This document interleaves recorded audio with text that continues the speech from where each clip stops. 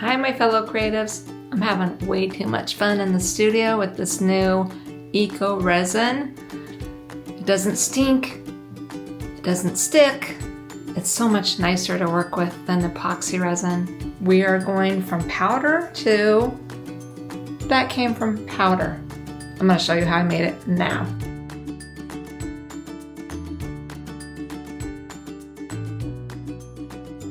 Last week, we discovered the most amazing, not smelly, not sticky, Eco Resin powder. I love it. We made the cutest little bunnies and then decoupaged them. And you guys loved that video so much that I decided I need to create a few more things. So we're gonna do another pour with Eco Resin and just wait till you see how cute these turn out. To begin this project, you'll need a scale to measure out your eco powder and water. That's all it takes, eco powder and water. Something to mix it in, something to stir it with, and of course, whatever mold that you want to use. In this case, I'm using these adorable molds of birds that I got off of Amazon. I will have these extra molds on standby like I did last time so that I can make some little pendants or magnets or jewelry out of any leftovers that I have. Don't worry, I will link everything down in the description below the video if you're interested in these same products. The Resincrete, it shows you the measurement of powder to water. I'm going to do 300 grams of Resincrete to 90 grams of water. It seems like you're making a lot, but you're really not making that much. That's why I've ordered several bags of Resincrete. And I think it's on sale right now, actually. I quickly realized I need a bigger cup. So I dumped it into a bigger measuring cup to add my water and stir. You'll notice when you start stirring, it's pretty lumpy. You want to try to get all those lumps and bumps out, but don't worry, the more you mix, the smoother it'll get. And I like to say you want it to be like a really thin pancake batter mix or a crepe. Something like this.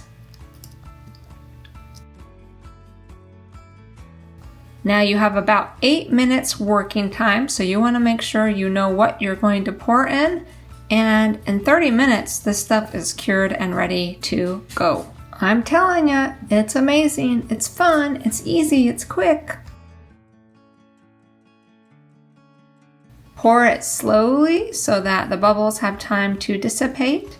And don't forget to jiggle and wiggle your mold a little bit as you pour to help release the rest of the bubbles.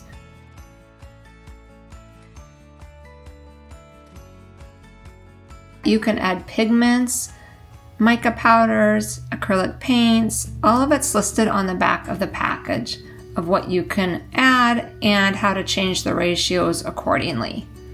But I'm just going to leave mine white because I'm decoupaging these. You'll see that in a minute.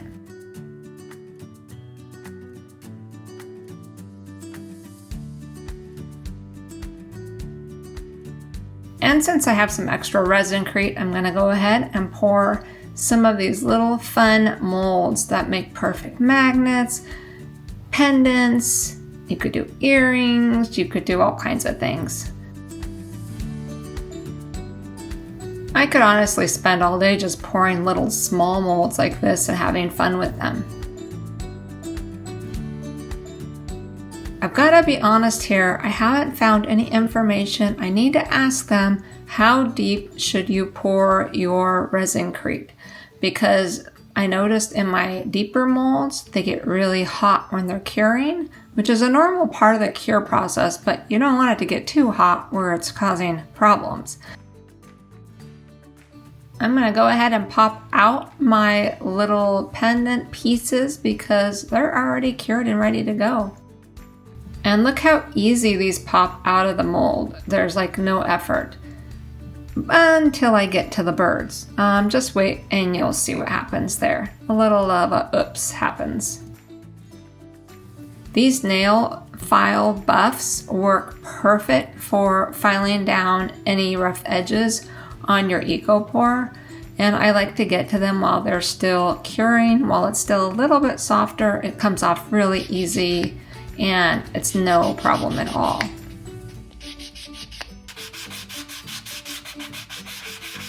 So now I'm gonna demold these birds, and I've gotta tell you, it was difficult. And I didn't let these cure quite all the way because they were getting really warm and I wanted to get them out of the silicone so they could cool down. The first smaller bird came out great, and it's so cute. Now I did miss a little tiny bit on his beak, but since I'm gonna decoupage these, it doesn't matter. You could totally leave these birds as is, and they're so cute. You could paint them. It's really your imagination's the limit with this stuff. Now for the big guy. This was a little more challenging. I should have let it sit longer because the Eco resin was still not very hard, and when I pulled it out and I was being a little rough with it, it broke. I broke the tail in half. Yeah, I did. But it's okay because we've got glue, and since I'm decoupaging these, you're not going to notice the difference. So I glued that tail right back on. I let these sit to finish curing and getting hard, and then I sanded them down.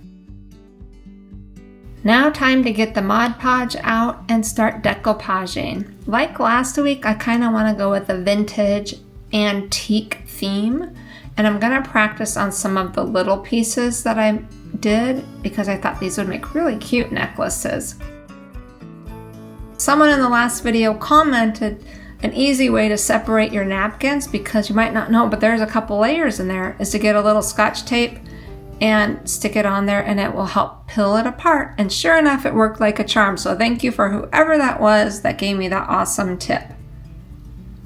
And then I just cut a section out that I want on my piece. Make it bigger than the piece that you're putting it on so you have room to wrap it around the edges.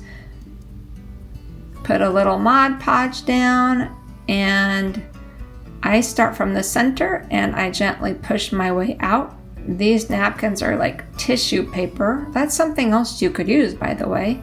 And they tear easy. So just be really slow and gentle, and you'll see that all the little bumps smooth right out, and keep working your way around until you get it how you want it. I'm going to go ahead and do a few more of these, and while they're drying, I'm going to start decoupaging my birds, because it's not going to be an all-in-one moment process, because my hands get sticky, I start getting impatient, I tear the paper, and yeah, it just doesn't go well.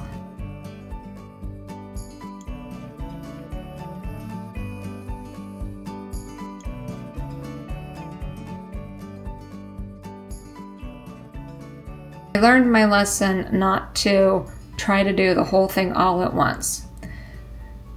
And I really love the butterfly on his wing, so I'm going to start there and work my way around. And I will cut and tear the paper and place it where I think I want it to be in sections, and you can really seam it together and you don't really notice. And it really doesn't matter, because in the end it looks pretty cool.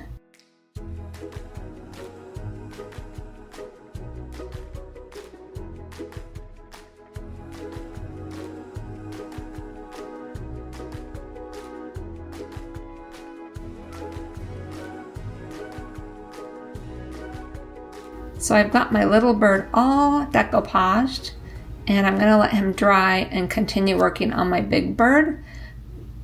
And I'm also going to trim up all of these pendants. And the way I do that is I take a water pen and just gently dab it around the edge, and your paper will come right off.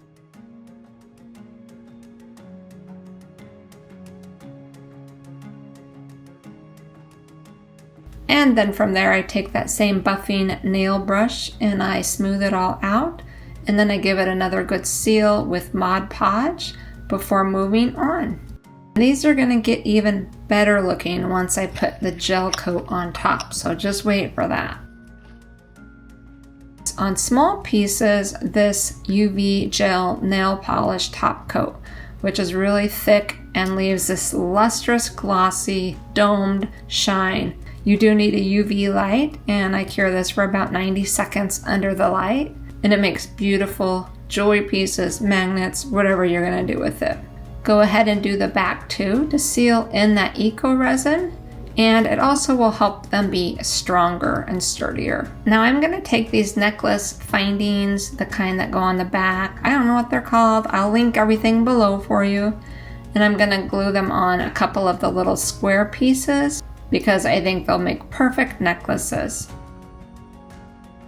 And then I get this wild idea that would it look cool if I put some silver leaf on the edges?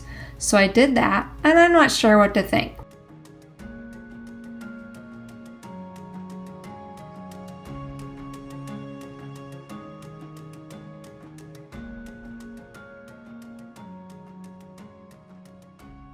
Here's one with silver leaf, and here's one without. Tell me which one you like best in the comments below. All right, now back to our birds. In order to save you some boredom, I went ahead and finished decoupaging these behind the scenes. And now, because there are bigger pieces, I think I'm gonna try this Deco Art triple thick gloss glaze on them. So we'll give that a go. And then this you just let dry. And there's all kinds of other sealants you can use if you don't want to use resin products. So I thought I'd give this a shot.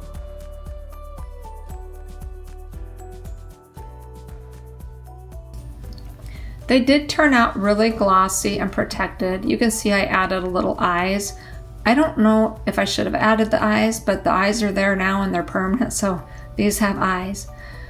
But I want them to be more lustrous like the pendants, so I'm going to take my UV resin and just rub it all over them and then cure them under the light.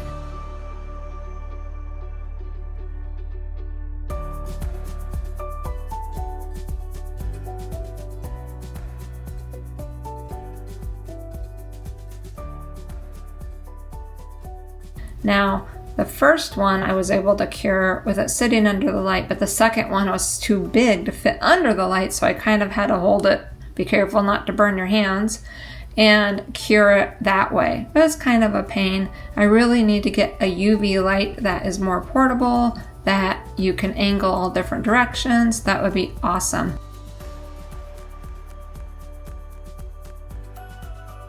And they came out just like I wanted. They looked like an antique porcelain piece.